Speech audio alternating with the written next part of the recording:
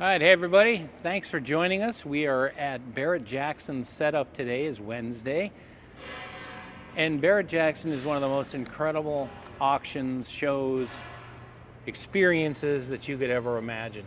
So as we're walking around today during setup, we were fortunate that there's hardly anybody here to find these two Shelbys.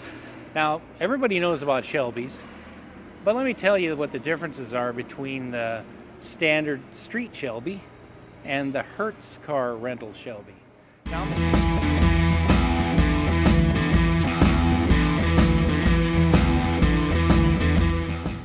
on the street car, you could get them in different colors. You could get white, you could get red, you could get green, and you could get black.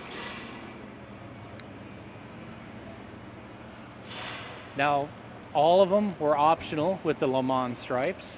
Now, I think 65 and 6 Shelbys are very iconic. People expect to see the stripes on them, and they do look better with them. But I've seen many over the years that don't have the stripes, and they look good too. Now, this car also has the optional Cragar wheels. Cragar made these wheels for Shelby, and they were an option, and they're made of the aluminum center on the steel rim, and I think they're really beautiful. This car has the reproduction blue dot tires, I should say. Sorry, not blue streak.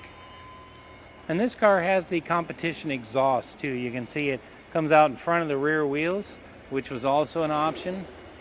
Now this car, as you'd expect, is a 4-speed, but you could get an automatic for the first time in a 66 Shelby. All of them had the 9 grand Faria-made tachometers, and they all had the wood steering wheels.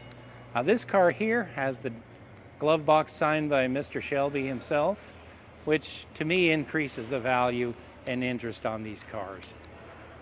But in 66 they used rear plexiglass windows rather than the standard Mustang louvers that you'd see in 65. Now, as soon as we get around the street version of the Shelby, we'll look at the Hertz rental car Shelby. Believe it or not, Hertz did rent these cars to people in the Hertz Sports Car Club. You had to be a member of that. There were different criteria for that. You had to be over 25. You had to have full auto insurance on these cars. But these cars are interesting too because they came in all the standard colors that the Shelbys did, but they all had gold striping.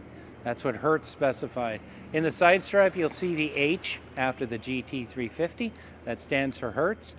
And all these cars had these special wheels made specifically for them. You won't find any other Shelby with these wheels. But they have Hertz in the center, and they're beautiful. All of these cars did have Le Mans stripes. I've never seen one that didn't.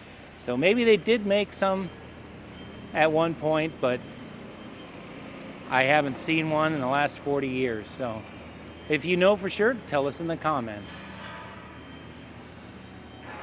The first Hertz Shelbys came with 4-speed transmissions, but people really tore them up when they returned them.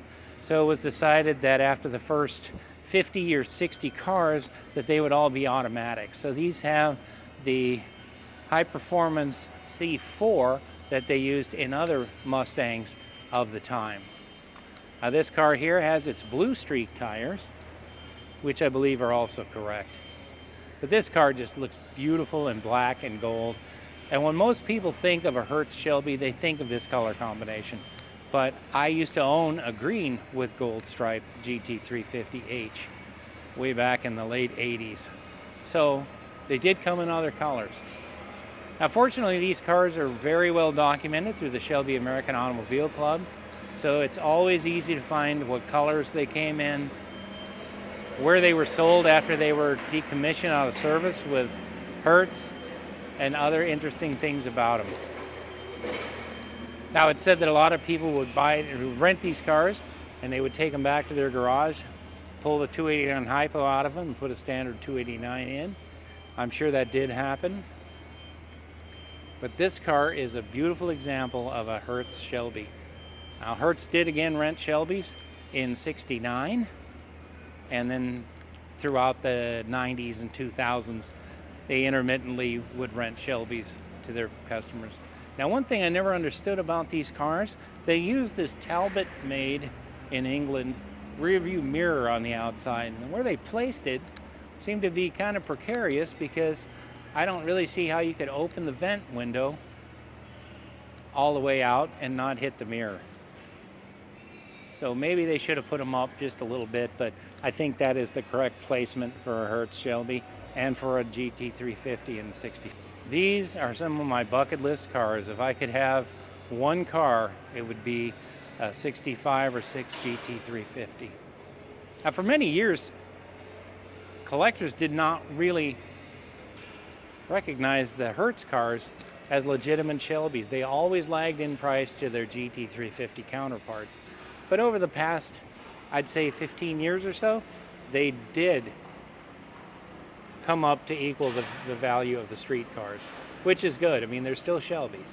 Actually, they're probably rarer, because out of the 1,000 they made for Hertz, I would guess maybe half survived, and then they were sold off through the different dealer networks wherever they were stationed to be rented.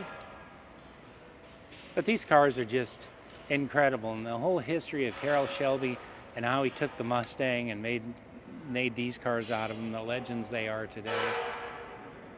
This is one reason why American muscle cars are just so wonderful.